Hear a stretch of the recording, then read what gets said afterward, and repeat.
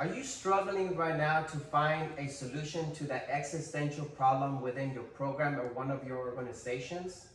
With the four-step problem-solving process found in the Effective Public Relations Handbook as illustrated by Glenn Bloom and Bain-Lin Shah, you are bound to find solutions to those problems.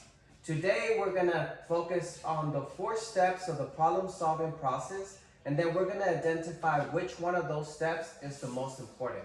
All right, so let's begin. Now, as we know, finding a solution to a problem is no easy task, right? But when we cover today's 4-step problem-solving processes, we will find solutions to those problems. But let's begin with the first 2. Now, the first step of the problem-solving process is to define the problem. This is the moment when you identify that there is a problem and that you're ready to try to handle that problem. Now, this problem should be open for improvement. The second step involves the planning and programming. In the first step, we identify the problem. Now we're ready to create those goals and describe those objectives so that we can find solutions to those problems. Now, we cover steps 1 and step 2. Now what we're gonna do is cover steps 3 and 4.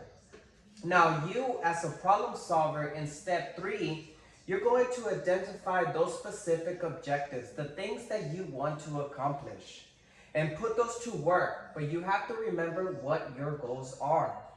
Now, in the final step, this is the evaluating stage. This is when you take a stop, take a step back, and start to evaluate the impact that your program is making. Now, this is also a time when you reflect on what is working and what is not working within your organization, right? Now, once you identify those things, you adjust and re-implement those changes back into your organization or one of your programs so that you can see the change.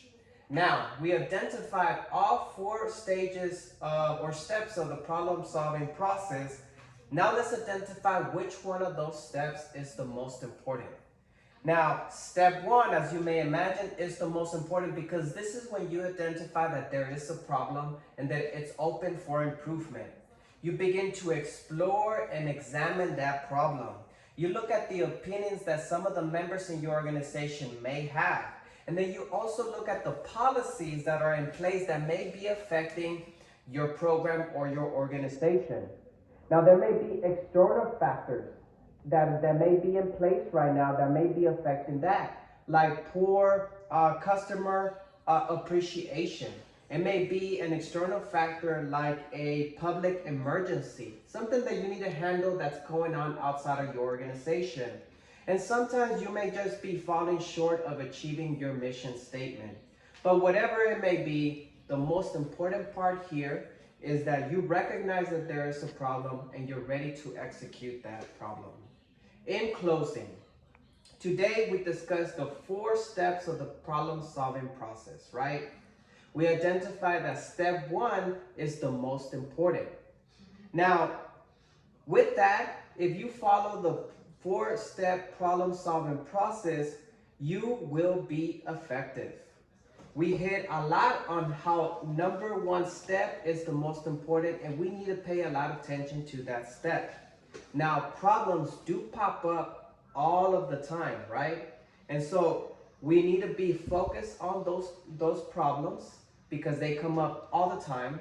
But if you follow the 4-step problem-solving process and focus on the number 1 step, you are guaranteed to stay focused, guaranteed to stay alert and ready, and I guarantee you will be successful. Thank you.